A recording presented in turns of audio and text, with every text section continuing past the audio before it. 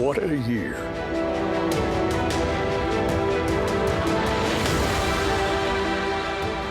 "2024 was a record-breaking year for elections globally. Over 2 billion voters in over 50 countries, making almost a quarter of the global population, were scheduled to take to the polls. Here in Africa was no different. 13 out of the 17 nations scheduled to take to the polls were able to hold their elections. Now, there were several trends that emerged when we talk African elections, from ruling parties that have dominated for decades returning to the mantle, and of course, the wave of rising opposition parties. However, generally, there was a sentiment that change is imminent on the African continent and that democracy is beginning to mature. Let's not forget the celebration of a first female president for an African country as well. These are the stories that dominated African elections in 2024 as Africans decided. We begin in southern Africa, as the small archipelago of Comoros was the first to ring in a year of elections where the incumbent president, Azali Assoumani, retained his seat to assume a fourth term and continue a reign that kicked off with a coup in 1999. His victory triggered uproar from the opposition, leading to a period of civil unrest. Staying in the region, Mozambique's Liberation Party, Frelimo, continued a tenure that has overseen the nation since independence in 1975. However, history was made as this election marked the emergence of Daniel Chapo, Mozambique's first president who was born post-independence. The ruling party's retention of power was not without controversy, as the opposition, led by Venancio Mondlane, immediately rejected the results, which led to days of protests that turned violent in some instances. Mediating a lasting stability between the ruling party and the opposition remains a top priority for the Southern African Development Community, SADC. In Rwanda, it was business as usual as Paul Kagame saw a landslide validation for a continuation of his 30 years of leadership over the fast-developing East African nation, with a poll victory recording him as receiving almost 100% of the vote. In Namibia, another traditional incumbent stayed put as ruling party SWAPO, which has been at the helm since independence, maintained power. However, history was made as the Southern African nation marked the emergence of its first female president, Nandi Ndaitwah. This milestone was largely bittersweet as Namibians lamented about the conduct of the polls, as reports of a slow voting process with long queues, technical difficulties and ballot paper shortage disenfranchised many by the close of polls. There's a bit of complaint from the voters that the queues are moving a bit slow. Yeah. I believe the challenge may be coming at the part of the ballot papers, where we have to explain to the voters how to vote the ballot papers. The environment here is very peaceful, and I've been talking all along to the media. I've been talking to everybody. I've been urging the community that there's no reason for Namibia to get into commotion of any nature. If we were able to cover the period of campaign without an incident, why should we have incident today, the last day of voting? This must be a happy day when Namibians are expected to exercise their democratic right as enshrined in our constitution. In neighboring Botswana, the diamond-rich nation encountered an unexpected plot twist as the emergence of 54-year-old Harvard graduate Duma Boko marked the first electoral victory for an opposition party in over 60 years.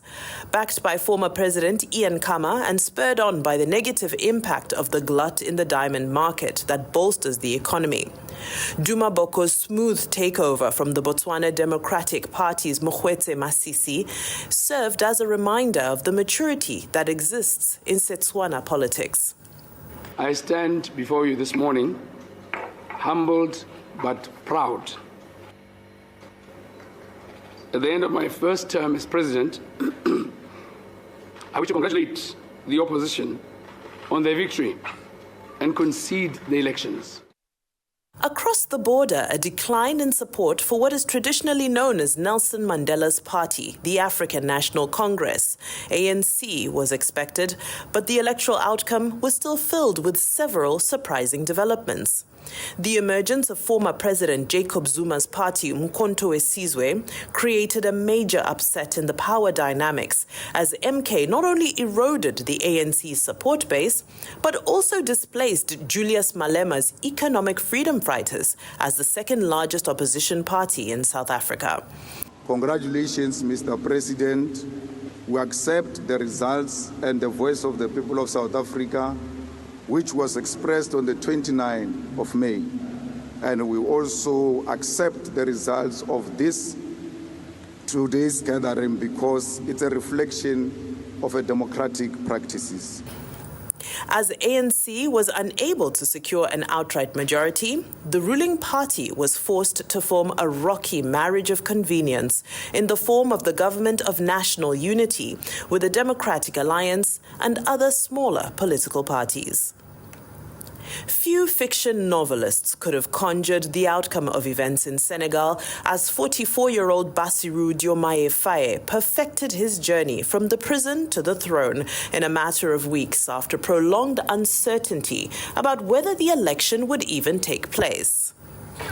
When Senegal's President Macky Sall announced the indefinite postponement of the highly anticipated 2024 elections, he also declared that he would not be pursuing an unconstitutional third term in office. This was not enough to keep the peace.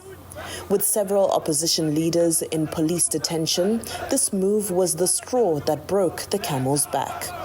The protests were met with a widespread internet shutdown and media censorship.